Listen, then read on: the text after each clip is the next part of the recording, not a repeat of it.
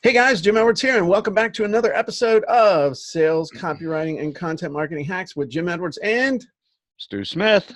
And in this episode, and we're going to stop giving you episode numbers because I can't remember. I can't count that high. I think this is 6, but yes, you know, it is 6. So in this episode, kids, we're going to talk about the truth about how to target your niche audience. Yeah!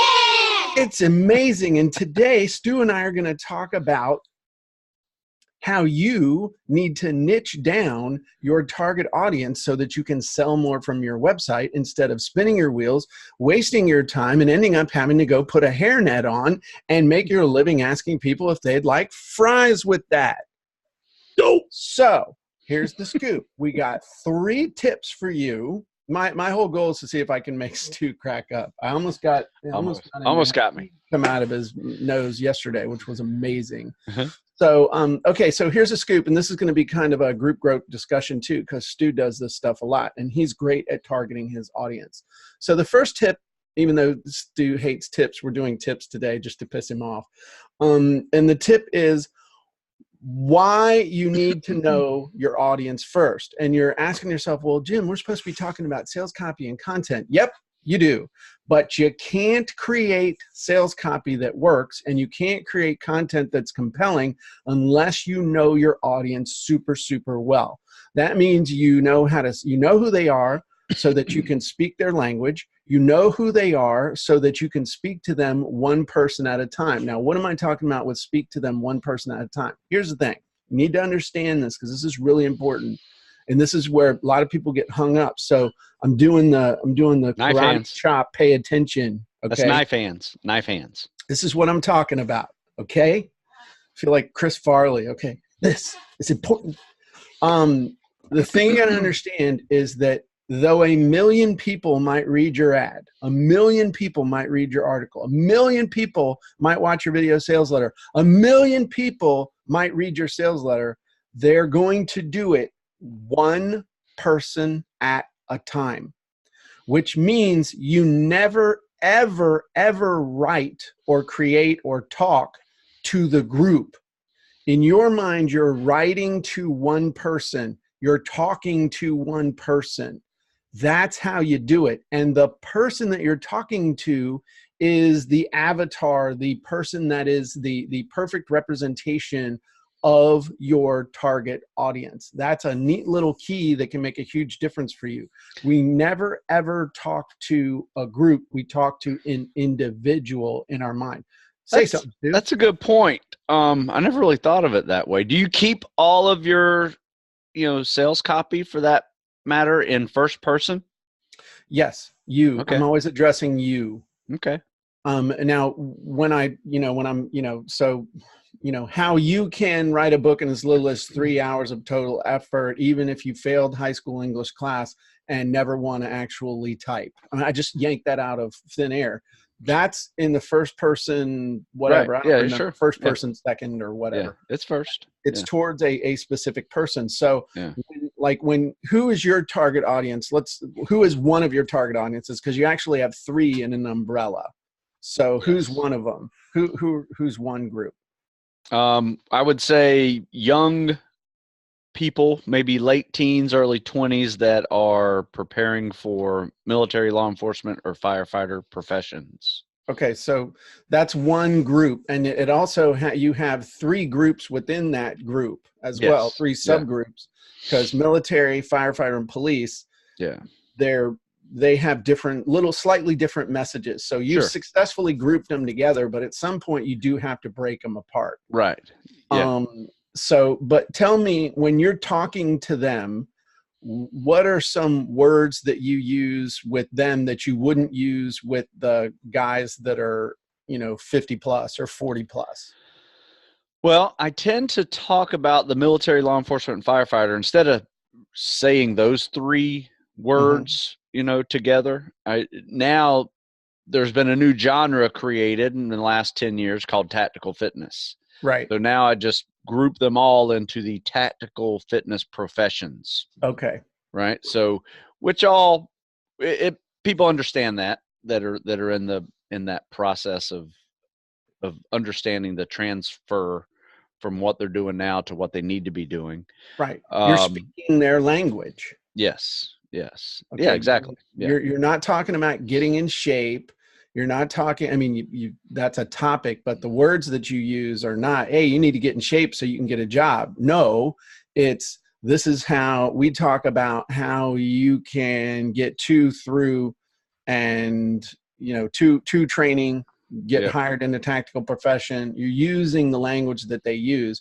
But typically, and if you go back and look, or maybe just think through it in your mind, when you're addressing people, are you addressing the group? Or in your mind, are you thinking of one or two people and visualizing them when you're doing it? Or what are your thoughts on what I've said? I need to go and look into that, because I agree with you. It should be, one person at a time is reading that sales copy, right? Or seeing that video. So okay, yeah, I'll double check that. But I'm pretty sure I say you, and I often say I. Right. Or we, to make it feel like a Stu Smith Fitness team. Right. Right. Which we are. But at the same time, those are just two little subtle things that I use in the English language to try to, communicate with my audience. First person pronouns and whatnot. So that's the big thing, though. Tip number one, you gotta know. You got to know your audience. And the reason why you got to know your audience is because you can talk their language. If you're not talking their language, they're ignoring you. Okay. That's bottom line. Right. Tip number two is you need to know where your audience is and how they communicate, not how they communicate like verbally or that kind of stuff, but literally what tools are they using to communicate? You got to know where they are in order to be able to reach them. So an example of this would be Facebook versus Instagram. Now, Stu is like Kourtney Kardashian as far as Instagram goes, as far as the number of followers he has. And I mean, he's an Instagram stud. Why are you an Instagram stud? Well, that is where my audience is. The younger audience prefers Instagram.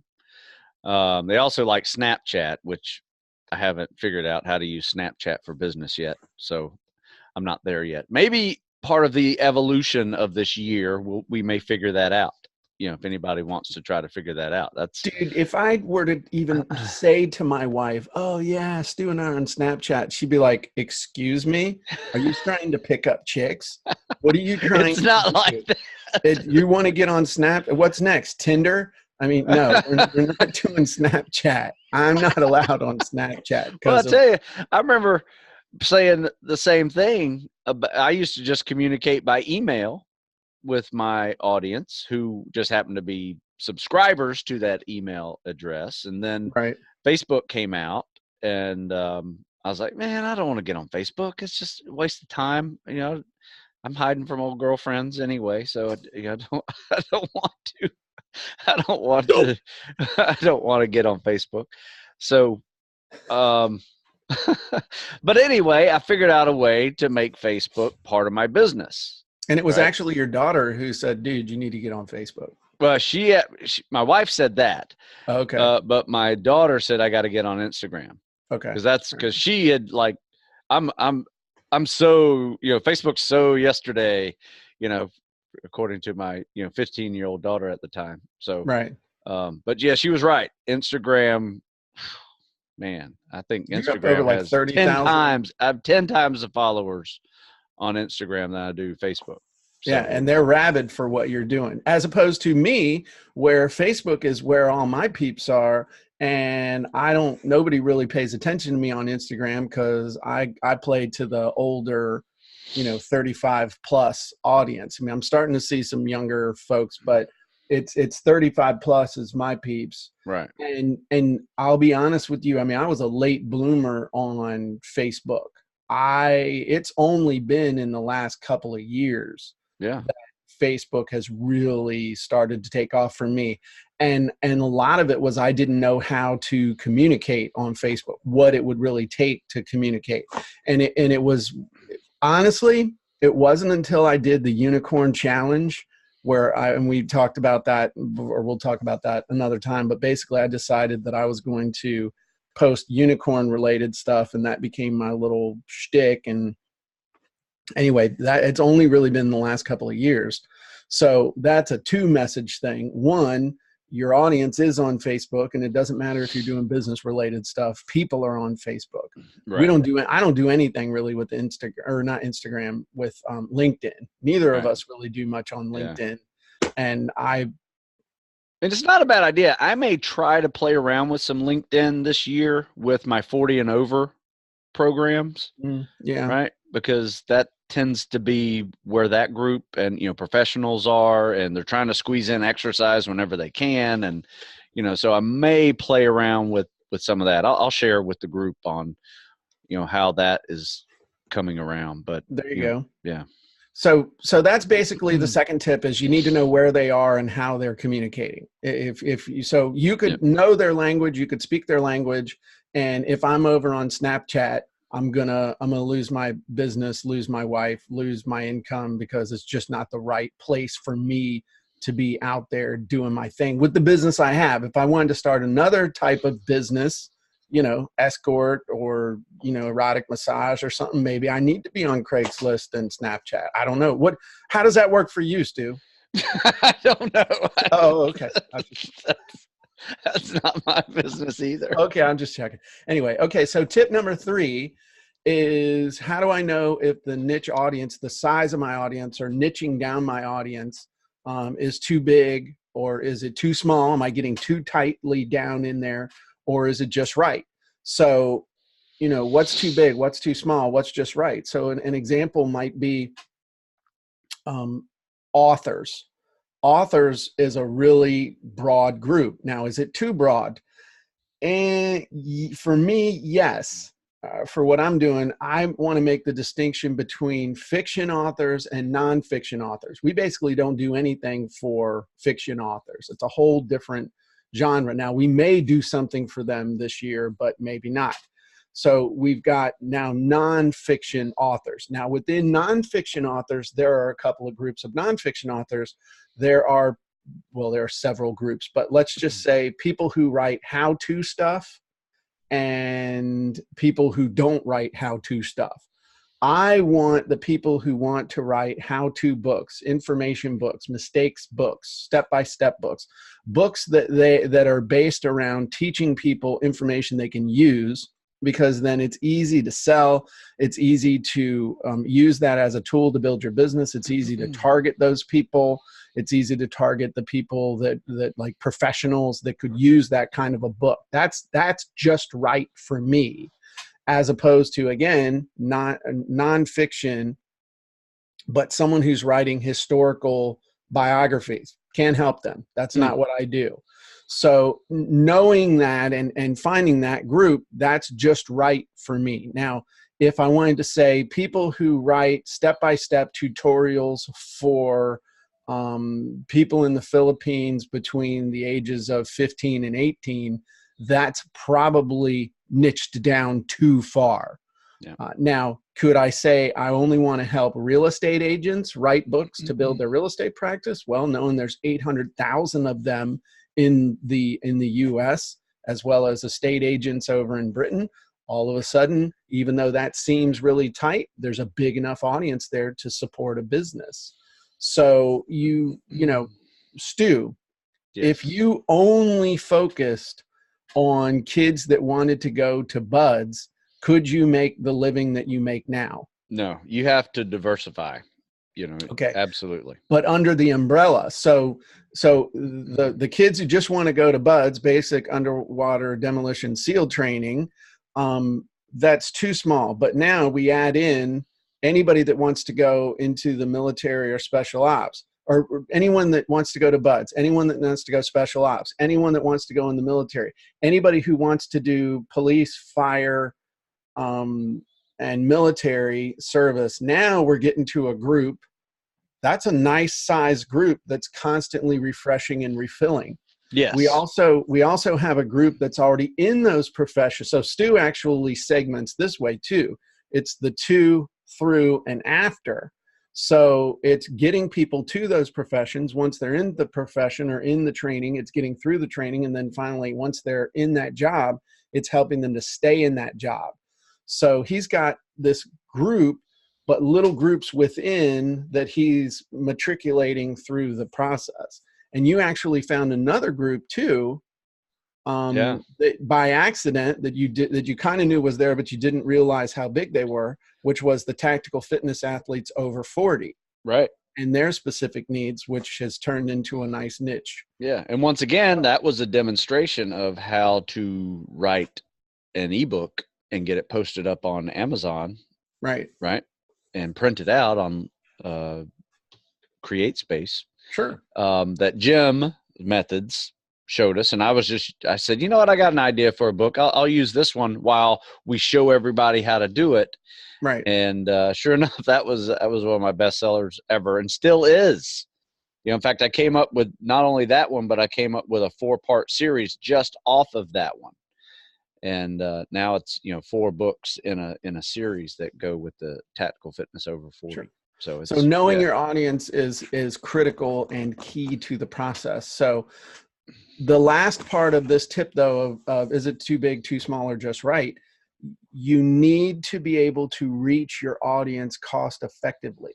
That's the other thing. You may know where 1 million people are, but if you can't reach them, it's not going to be any good. If you can't buy an ad, if you can't post content, if you can't get value in front of them, if the only way you can do it is to run $1 million worth of infomercials, then that's probably not the best place for you to be.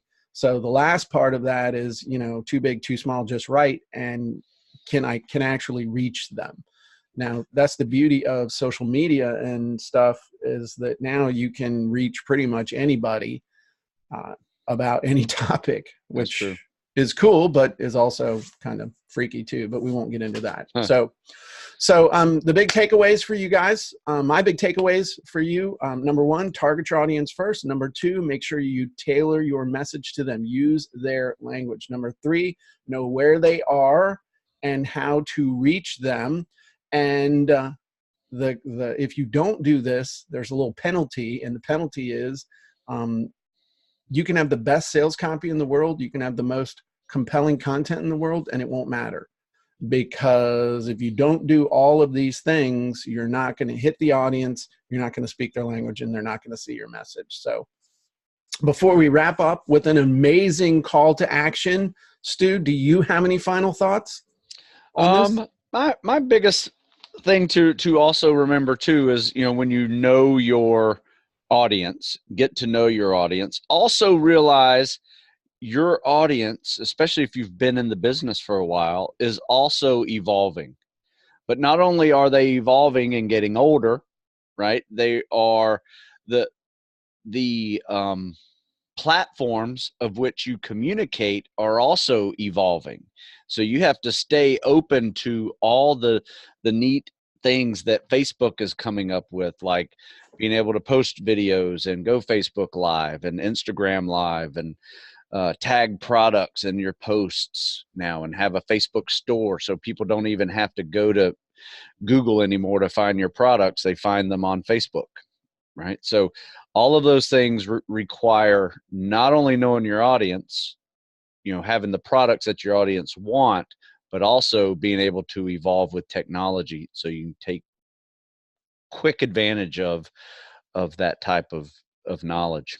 And keep getting your sales copy and your content in front of people on those new platforms, or as those platforms evolve. So that's a great point. That's a great ad. Good job, Stu. Thank you. You're awesome. Yeah. All right, guys. Well, here's your big call to action.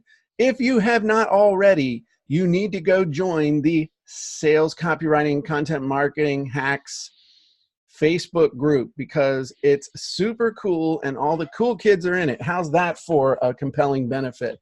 But actually, the group is doing awesome, and people are able to get critiques in there.